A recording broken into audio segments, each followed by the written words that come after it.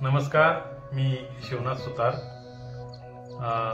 श्रावण महिन्यावर एक कविता लिहिलेली आहे, तर ती कविता मी तुमच्या समोर सादर करून दाखवत आहे.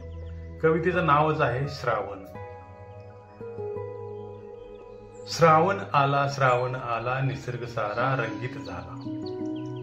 लागता चाहूल श्रावणाची फुलली गवताची पाती.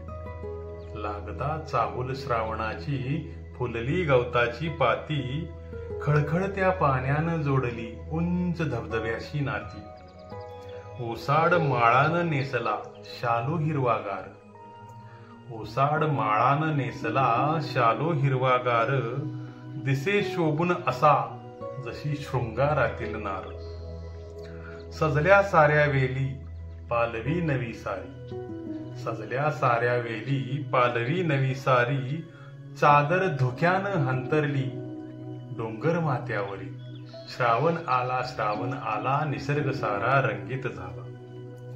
रंगीबेरंगी सुंदर फुलांना बहर सर्वत्र आला. रंगीबेरंगी सुंदर फुलांना बहर सर्वत्र आला. सुगंध साऱ्या धरतीवरी धुंद वाहू लागला. दवबिंदू जणू गवतावरी मोत्यापरी दिसे. दवबिंदू जणू गवतावरी मोत्यापरी दिसे.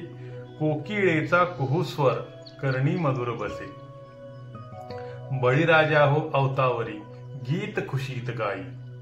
बळीराजा हो अवतावरी गीत खुशीत गाई. बीज पेरुनी कुशीत मातीच्या आनंदून तो जाई.